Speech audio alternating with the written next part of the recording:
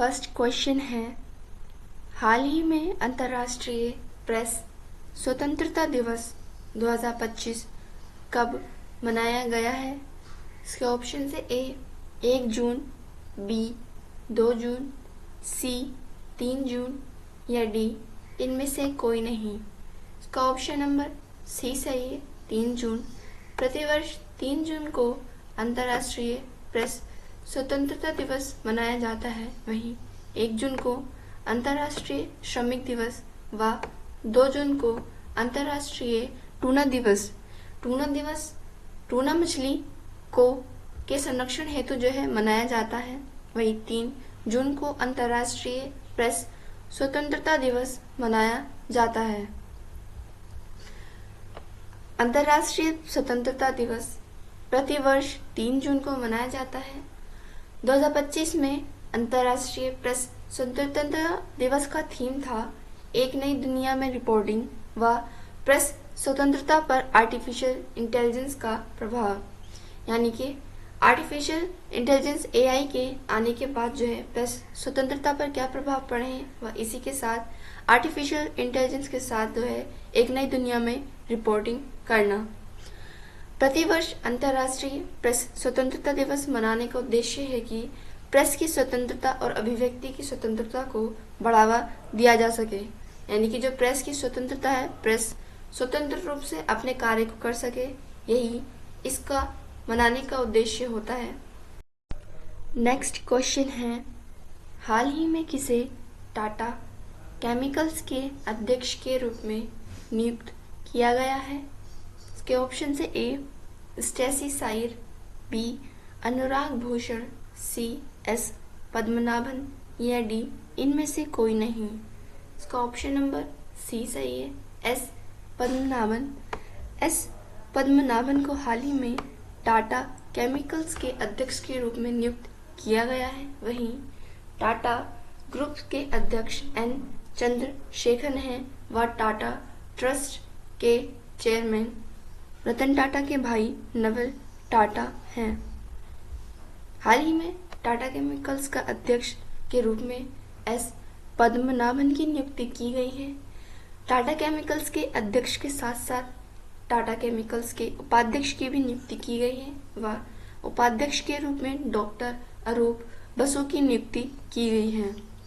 S Padmanabhan IIM Bengaluru के 1982 batch के पूर्व छात्र रह चुके हैं व एस पद्मनाभन जो है यह टाटा ग्रुप्स में लगातार कई वर्षों से अपने कार्य के लिए भी जाने जा रहे हैं।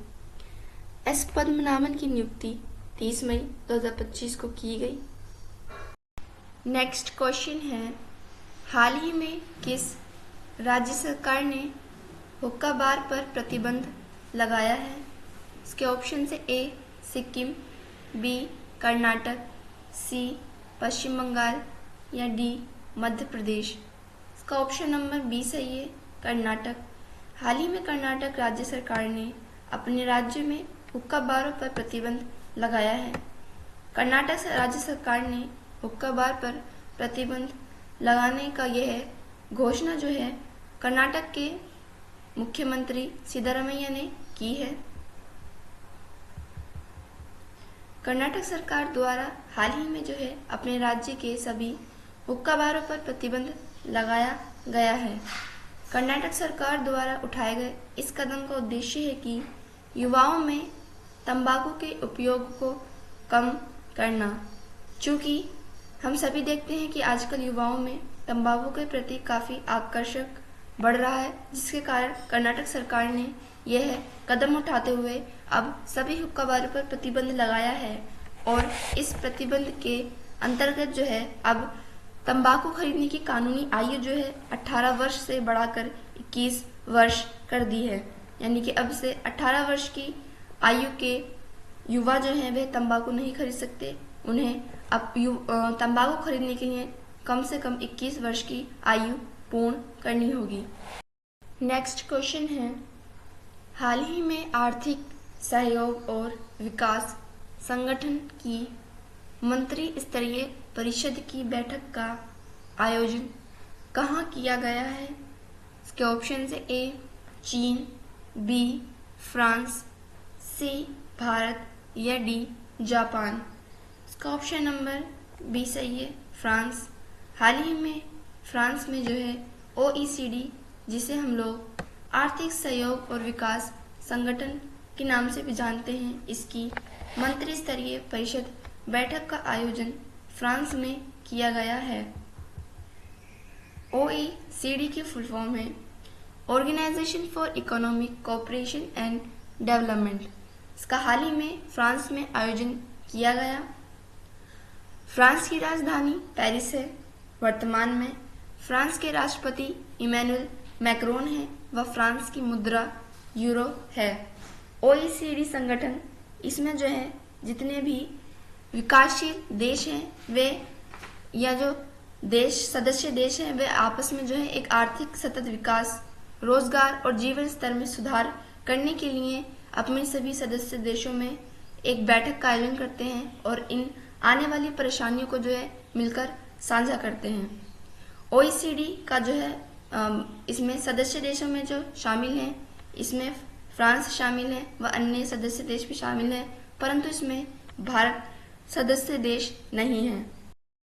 नेक्स्ट क्वेश्चन है, हाल ही में पश्चिम बंगाल में central forensic science laboratory Kolkata के नए भवन का उद्घाटन किसने किया है?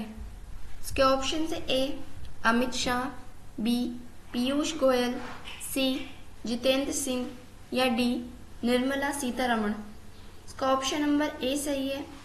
केंद्रीय गृह मंत्री अमित शाह ने हाल ही में कोलकाता में जो है दो दिवसीय दौरे के लिए गए थे और यहीं पर अमित शाह ने पश्चिम बंगाल के कोलकाता में सेंट्रल फोरेंसिक साइंस लैबोरेटरी का उद्घाटन भी किया।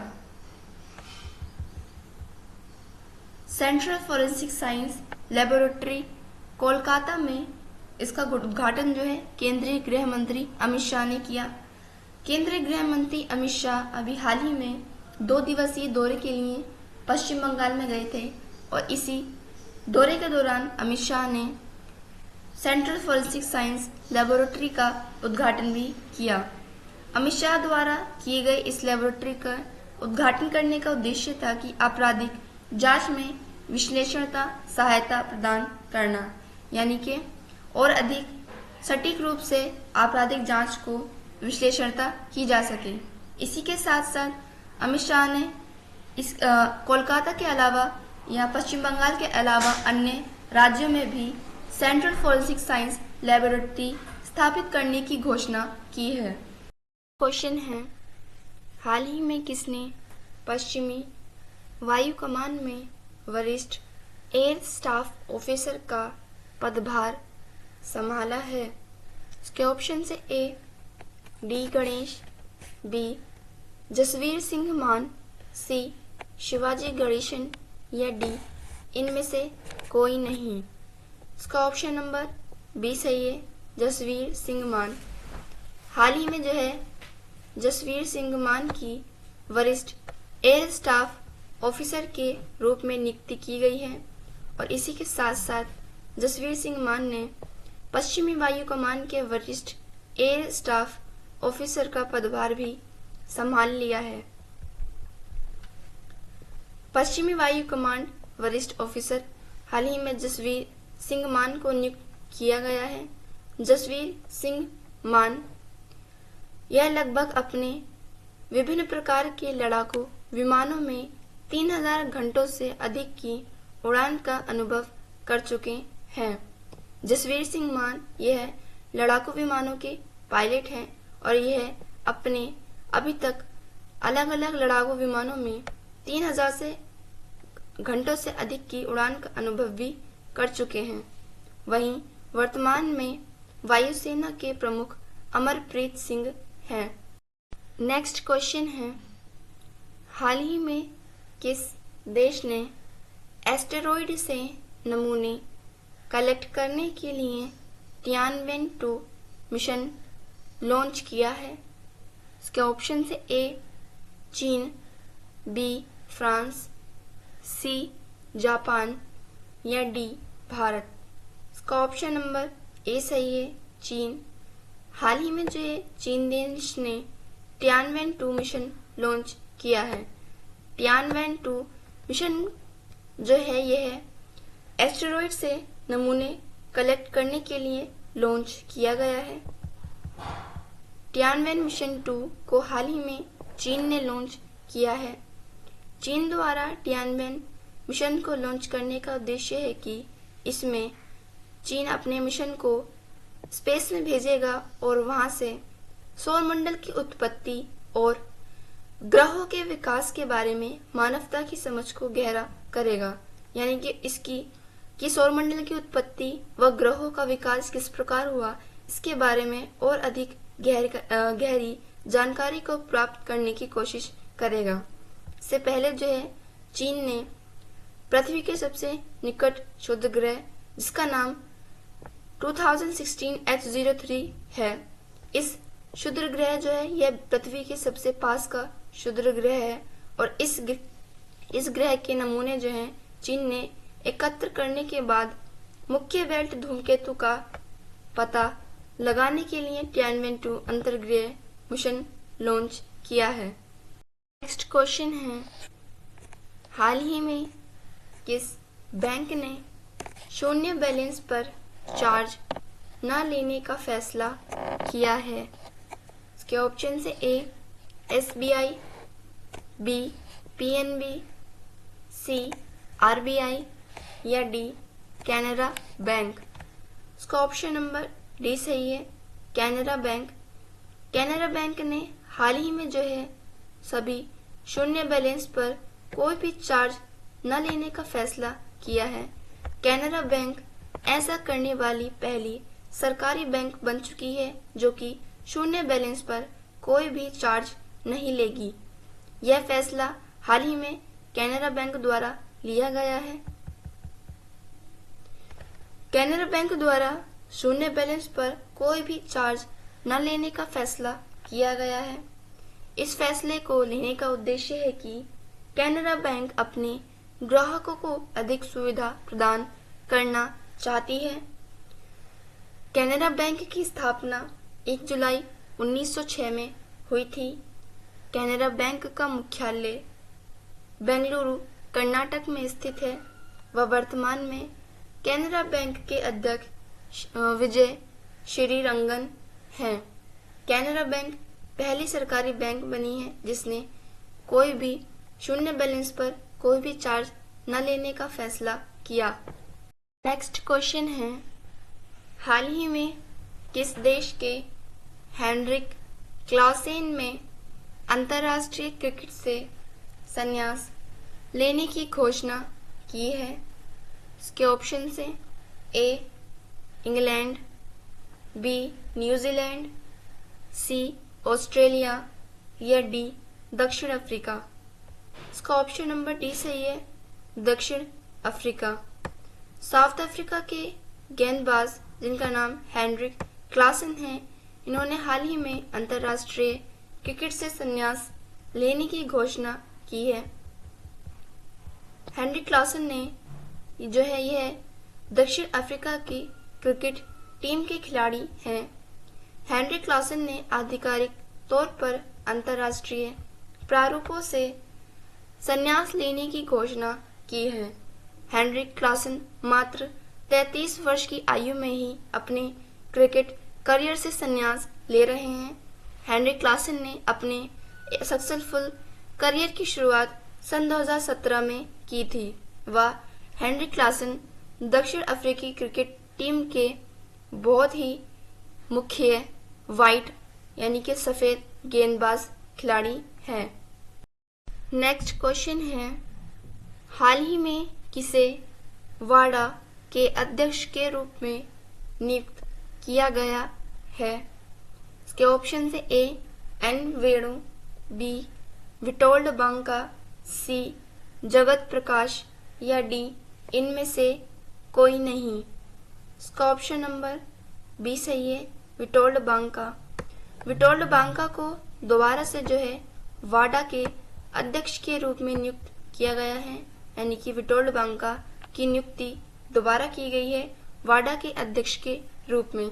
वाडा हमारी वर्ल्ड एंटी डोपिंग एजेंसी है, वहीं जगत प्रकाश ये हमारी राष्ट्रीय एंटी डोपिंग एजेंसी यानी कि नेशनल नाडा नेशनल एंटी डोपिंग एजेंसी के अध्यक्ष हैं। वाडा की फुल फॉर्म है वर्ल्ड एंटी डोपिंग एजेंसी। वाडा की स्थापना 1999 में की गई थी। वह वाडा का मुख्यालय कनाडा के मॉन्ट्रियल में स्थित है। वर्तमान में हाल ही में जो है वाडा के अध्यक्ष के रूप में विटोल्ड बांका की नियुक्ति की गई है। वह अध्यक्ष की उपाध्यक्ष यांग की भी नियुक्ति की गई है। विटोल्ड बांका और यांग को तीसरे और अंतिम 3 साल के कार्यकाल के लिए फिर से चुना गया है।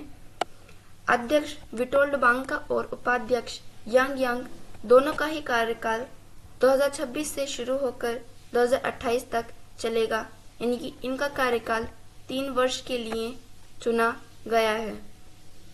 स्टूडेंट्स, ये क्लास हम यही ख़त्म करते हैं। नेक्स्ट क्लास में हम करंट अफेयर से बनने वाले और भी क्वेश्चंस को पढ़ेंगे। Thank you and thanks for watching.